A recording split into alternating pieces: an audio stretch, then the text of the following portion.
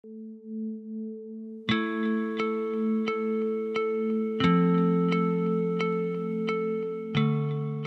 you very much, Salim. A very good early morning from the Bay Area to all of you. In the interest of time, I'll try to be concise. The previous speakers have shared already the importance of data and also the need for sharing it for purposes that we may not have foreseen when we collected the data. We launched the Center for the Fourth Industrial Revolution 3.5 years ago to ensure that the technologies of the Fourth Industrial Revolution, such as artificial intelligence, Internet of Things, synthetic biology, benefit everybody, not just a few. Over the past 4 decades, we have seen that the gap between the privileged and the unprivileged, less privileged parts of the society has been widening. And there's a risk that the gap will be even widened as the privileged few will take advantage of these Fourth Industrial Revolution technologies. That's not morally right, it's not socially right, and it's not economically right. So our aim at the center and the global network is to ensure that the Fourth Industrial Revolution benefits everyone and not just a few. In the past 3 years, after we launched the center in San Francisco, we were approached by a number of countries to open affiliate centers. And I'm very pleased to share that South Africa became the first country in the continent to open a center, joining our network, which we're very pleased about it. Our centers are in India, Japan, in China, United States, of course, in Colombia, Brazil, South Africa, Rwanda is coming up next, in the Middle East, in Israel, Saudi Arabia, UAE, Turkey, Norway, and we have additional centers coming up. So it's an international network of collaboration. Fulufelo talked about the governance models, the need for governance models of data, which is what I'd like to focus on. We've already seen through the platform companies the value of data, but it's right now in the hands of a handful of companies, and they're gaining the benefiting from the economic value of the data. When we look at data policy, and the importance of data, particularly in the COVID world, what if we could combine data about who we are, genetic data, how we live, our lifestyle through the wearables. I'm wearing this device, which monitors my heartbeat and breathing patterns and takes it up to the cloud, and I get notified of any irregularities. What if we could instrument everybody with this type of a sensor, and we could collect the data in real time, as I think Risanya said, and apply both statistical and predictive models, as well as artificial intelligence techniques, to predict when somebody is about to be sick, get sick. What if we could combine it with environmental data? And so if you can combine data about who we are, where we live, and how we live, we may be able to come up with better insight, both in not only in health, but in agriculture and environment and other sectors. So as such, the governance of data is very critical in this model. And the 3 questions are: who owns the data?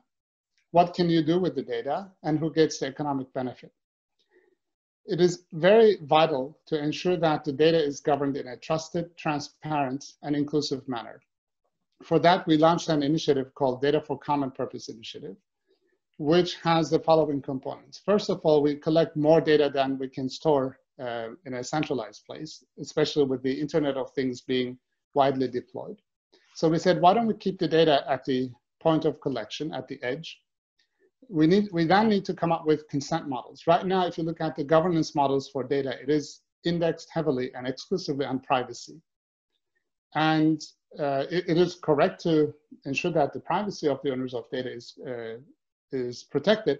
However, that should not get in the way of using the data for multiple purposes. So we said, what if we could all opt in and say, anyone who wants to use my data about COVID-19 research, you can use it free of charge forever, and I don't want to get paid. But if it is for a commercial application, I want to be asked for consent and get paid for it. We can actually do that with available technology, and blockchain provides that mechanism potentially. And then when somebody launches an application, I think Sarah said, we need to know which data and why. And let's say somebody says, I need this type of data. And somehow we notify the places where the data is stored, and data says, I'm already provisioned for it. and travels or makes itself available for that purpose. And then the application can use it. We need new governance models, kind of an app store model. And then if somebody copies the data, that cannot be permitted. And we can ensure that by using digital rights management. And the same data can be used over and over again for either public or commercial purposes. But if the data is used for a commercial purpose, I can be notified. But what if I can be notified? And I can say, yes, you can use it, but I want to get paid. The question is, how do we assign economic value to data? And we have looked at other sectors, and commodities pricing represents an interesting model.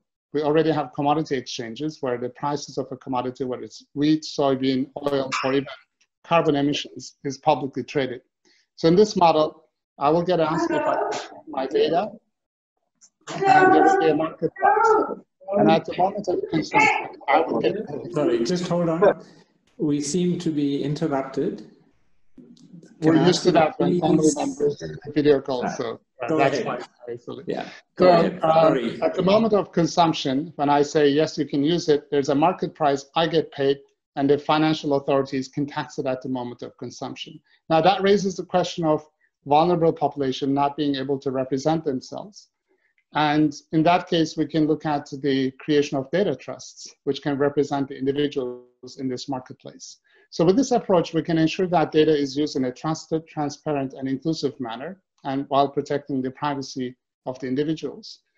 And then the next topic is also how do we share data across borders, cross-border data flows. Again, the currently enacted privacy laws are geared towards keeping the data in the country where it's collected and not taking it to cloud service outside of the country for the right reasons. But using this data for common purpose initiative, as we call it DCPI, what if countries can agree on sharing data for agriculture or health or COVID-19 purposes?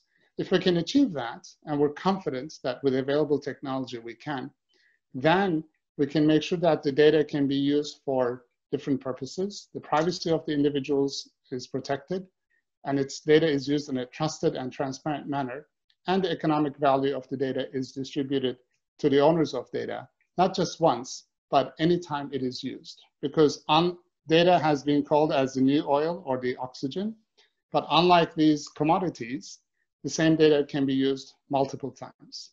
This is the initiative that we took on when we launched the center. It is now in play in India, in Japan, in Norway, we're focusing on ocean, in Brazil, in Colombia, and the South African Center will take this initiative on as well.